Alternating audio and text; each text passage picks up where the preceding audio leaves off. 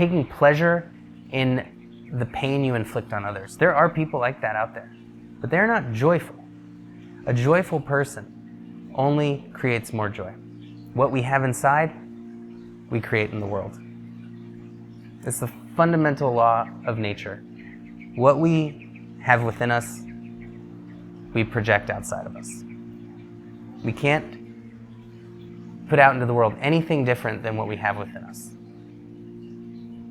As soon as you determine that something is good, you are also determining that something else, that its opposite, is bad. And so you are living in this duality.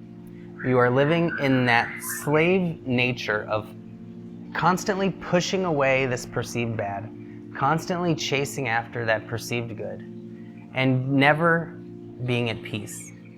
So it's better to be a joyous person than a good person, because a joyous person is truly unable to harm others. And here is why. A psychopath, a sociopath, has a urge and a need to hurt others.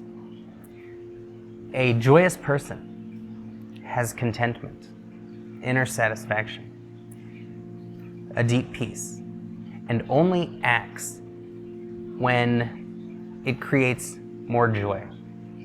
And hurting others never creates joy.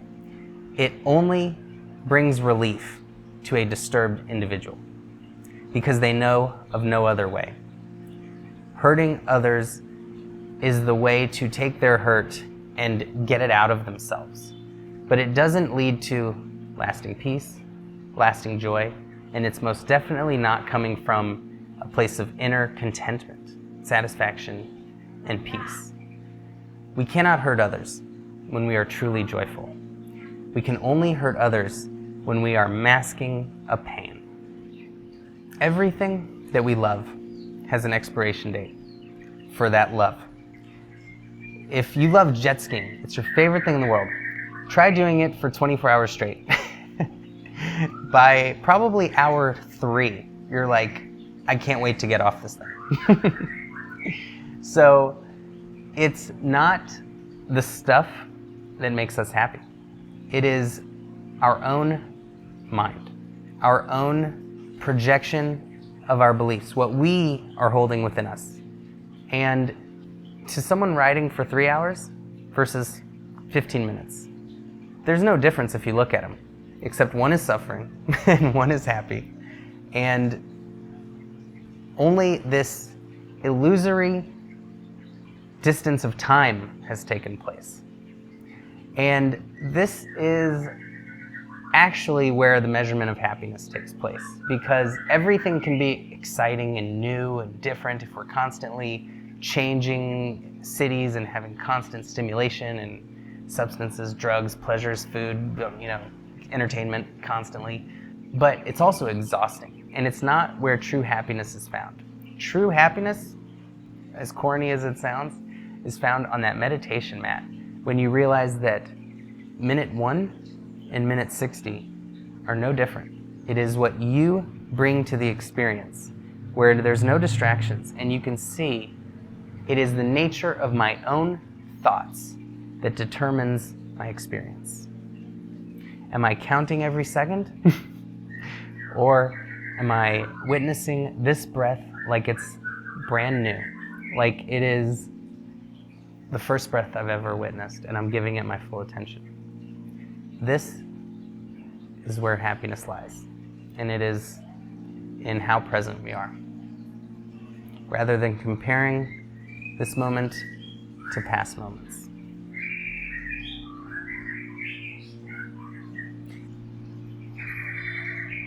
We either chase highs forever to escape what's going on inside of us.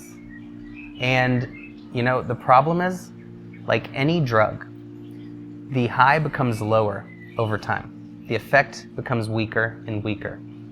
Whatever drug it is, the joy gets less and less. They call it chasing the dragon. You just get stuck on that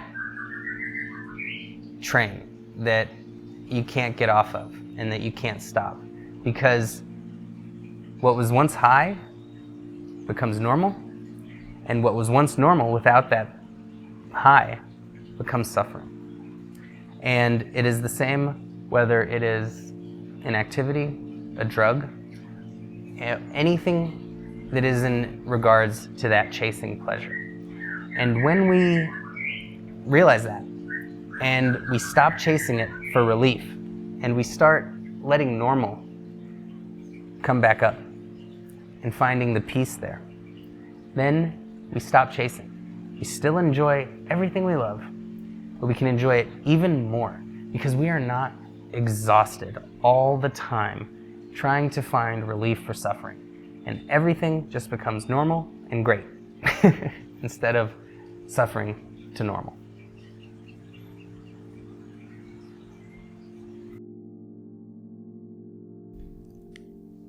Recently, like so many of us, I've experienced some tragedies in my life, some loss of some very close people.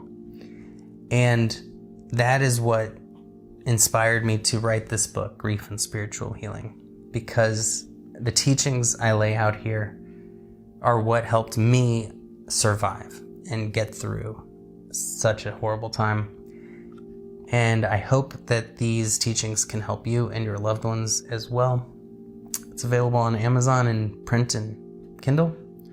And all the profits will go to a nonprofit foundation to help other people grieving.